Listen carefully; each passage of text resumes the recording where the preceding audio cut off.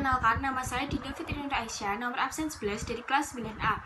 Di sini saya akan mempresentasikan hasil kerja saya tentang pertempuran di Semarang dan Ambarawa. Ancaman terhadap keutuhan NKRI setelah diproklamasikannya kemerdekaan Indonesia pada tanggal 17 Agustus 1945 adalah kedatangan Belanda ke Indonesia. Belanda sebagai salah satu anggota sekutu yang memenangkan Perang Dunia II menyatakan berhak atas Indonesia karena sebelumnya mereka menjajah Indonesia.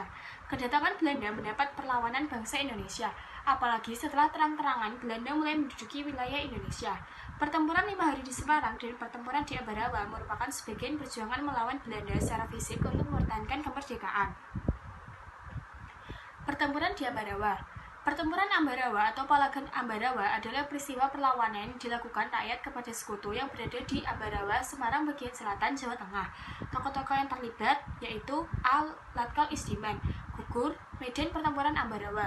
B. Kolonel Sudirman, pemimpin pasukan Indonesia menggantikan Istiman yang gugur dahulu. C. M. Sarbini, pemimpin TKR Resimen Magelang. D. Brigadir Battle, pemimpin tentara Inggris. Kronologi peristiwa. Pada tanggal 20 Oktober 1945, pasukan sekutu di bawah kepemimpinan Battle Brigadir mendarat di Semarang dengan maksud untuk merawat para tawanan perang dan tentara Jepang di Jawa Tengah. Kedatangan sekutu-sekutu ini disertai oleh Nika. Kedatangan sekutu pada awalnya disambut baik. Bahkan Gubernur Jawa Tengah setuju untuk menyediakan makanan dan kebutuhan lain untuk pelaksanaan operasi sekutu. Sementara sekutu berjanji untuk tidak mengganggu kedaulatan Republik Indonesia.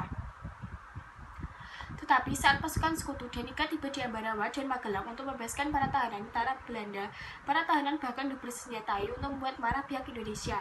Insiden bersenjata muncul di kota Magelang sampai terjadi pertempuran. Di Magelang, tentara sekutu bertindak sebagai penguasa yang mencoba melucuti tentara keamanan rakyat dan menciptakan kekacauan. TKR Resimen Magelang yang dipimpin oleh Letkol M. Sarbini menanggapi tindakan ini dengan mengepung pasukan sekutu dari segala arah. Tetapi mereka selamat dari kehancuran berkat intervensi Presiden Soekarno yang berhasil menenangkan suasana. Kemudian pasukan sekutu diam-diam meninggalkan kota Magelang untuk pergi ke benteng Ambarawa. Akibat insiden itu, Resimen Kedu Tengah dipimpin oleh Letnan Kolonel M. Sarbini segera mengejar mereka. Gerakan mundur pasukan sekutu diadakan di desa Jambu karena diblokir oleh pasukan angkatan muda di bawah kepemimpinan Onis Sastrodiyardjo yang diperkuat oleh pasukan gabungan dari Ambarawa, Suruh, dan Surakarta. Selama pengunduran diri, pasukan sekutu mencoba menduduki dua desa di sekitar Ambarawa. Pasukan Indonesia di bawah kepemimpinan Letnan Kolonel Istiman mencoba membebaskan kedua desa itu, tetapi dia mati lebih dulu. Sejak kematian Letnan Kolonel, kehadiran Kolonel Sudirman memberi napas baru bagi pasukan Indonesia. Koordinasi diadakan antara komando sektor dan pengepungan musuh yang semakin sulit. Taktik yang diterapkan adalah serangan serentak di semua sektor. Bala bantuan terus mengalir dari Yogyakarta, Solo, Salatiga, Purwakarta, Magelang, Semarang, dan lainnya. Pada tanggal 23 November 1945, mulai baku tembak dengan pasukan sekutu yang selamat di gereja Belanda dan kompleks Kerkop di Jalan Margo Agung. Pasukan Indonesia terdiri dari Yon Iman Adroni, Yon Soeharto, dan Yon Sugeng. Pasukan sekutu mengerahkan tahanan Jepang dengan tank yang diperkuat, menyusup ke kursi Indonesia dari belakang. Oleh karena itu, pasukan Indonesia pindah ke Bedono. Pada 11 Desember 1945, Kolonel Sudirman mengadakan pertemuan dengan komandan dan tentara sektor TKR. Pada 12 Desember 1945, serangan dimulai dengan menembak pertama kali, kemudian diikuti oleh penembak karabin. Pertempuran pecah di Ambarawa. 1,5 jam kemudian, Jalan Raya Semarang-Ambarawa dikendalikan oleh unit TKR. Pertempuran Ambarawa sangat sengit. Kolonel Sudirman segera memimpin pasukannya untuk melakukan pengampuan ganda di kedua sisi sehingga musuh benar-benar terkurung. Pasukan dan komunikasi dengan kekuatan utama sepenuhnya terputus. Setelah berjuang selama 4 hari, pada 15 Desember 1945, pertempuran berakhir. Pertempuran ini kini diabadikan dengan didirikannya Monumen Palagan Ambarawa dan diperingatinya hari jadi TNI Angkatan Darat atau Hari Juang Kartika.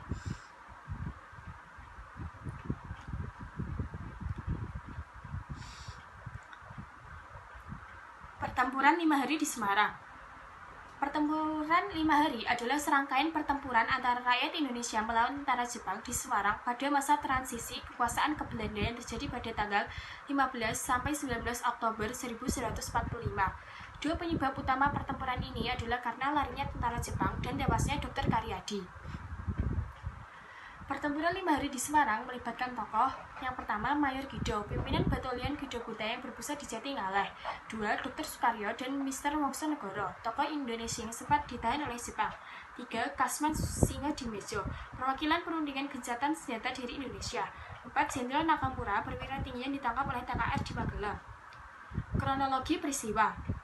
Pada 1 Maret 1145, tentara Jepang mendarat di Pulau Jawa dan 7 hari kemudian, tepatnya 8 Maret, pemerintah kolonial Belanda menyerah tanpa syarat kepada Jepang. Sejak itu, Indonesia diduduki oleh Jepang.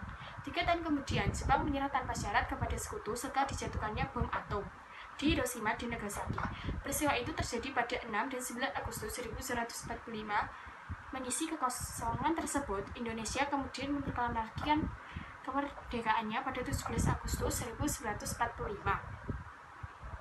Hal pertama yang menyulut kemarahan para pemuda Indonesia adalah ketika pemuda Indonesia memindahkan tawanan Jepang dari Cepiring ke Bulu, dan di tengah jalan mereka kabur dan bergabung dengan pasukan Guido Butai di bawah pimpinan Jenderal Nakamura. Guido Butai terkenal sebagai pasukan yang paling berani, dan untuk maksud mencari perlindungan mereka bergabung bersama pasukan Guido Butai di Jatingaleh. Setelah kaburnya tawanan Jepang pada Minggu 14 Oktober 1945, pemuda-pemuda rumah sakit mendapat instruksi untuk mencegat dan memeriksa mobil Jepang yang lewat di depan RS Purusara. Mereka menyita sedan milik Kempetai dan merampas senjata mereka. Sore harinya, para pemuda ikut aktif mencari tentara Jepang dan kemudian menjebloskannya ke penjara Bulu. Sekitar pukul 18.00, pasukan Jepang bersenjata lengkap melancarkan serangan mendadak sekaligus melucuti 8 anggota polisi istimewa yang waktu itu sedang menjaga sumber air minum bagi warga kota Semarang. Ke-8 anggota polisi istimewa itu disiksa dan dibawa ke markas Guido Butai di Jatingaleh. Sore itu tersiar kabar tentara Jepang menebarkan racun ke dalam sumber air itu. Rakyat pun menjadi gelisah. Jadikan air di Candi, desa Wungkal waktu itu adalah satu-satunya sumber mata air di kota Semarang. Dr. Karyadi berniat memastikan kabar tersebut. Suasana sangat berbahaya karena tentara Jepang telah melakukan serangan di beberapa tempat termasuk di jalan menuju sumber air. Istri Dr. Karyadi, Dr. Sunarti, mencoba mencegah suaminya pergi. Namun Dr. Karyadi berpendapat lain. Ia harus menyelidiki kebenarannya karena menyangkut nyawa ribuan warga Semarang. Ternyata dalam perjalanan menuju sumber air itu, mobil yang ditumpangi Dr. Karyadi dicegat tentara Jepang di Jalan Panandaran. Bersama tentara pelajar yang menyopiri mobil yang ditumpanginya, Dr. Karyadi ditembak secara keji. Ia sempat dibawa ke rumah sakit. Ketika tiba di kamar bedah, keadaan Dr. Karyadi sudah sangat gawat. Nyawa dokter muda itu tidak dapat diselamatkan. Ia gugur dalam usia 40 tahun. Pertempuran terjadi mulai tanggal 15 sampai 20 Oktober 1945. Kurang lebih sebanyak 2.000 pasukan Jepang berhadapan dengan TKR dan para pemuda. Peristiwa ini memakan banyak korban dari kedua belah pihak. Bermula ketika kurang lebih 400 orang veteran Angkatan Laut Jepang yang akan diperkerjakan untuk mengubah pabrik gula Cepiring Semarang menjadi pabrik senjata pemberontak. Pada saat dipindahkan ke Semarang, kemudian menyerang polisi Indonesia mengawal mereka, Dr. Karyadi menjadi salah satu korban sehingga namanya diabadikan. Namanya diabadikan menjadi salah satu rumah sakit di kota Semarang sampai sekarang. Untuk memperingati peristiwa tersebut, pemerintah membangun tugu yang dinamakan Tugu Muda.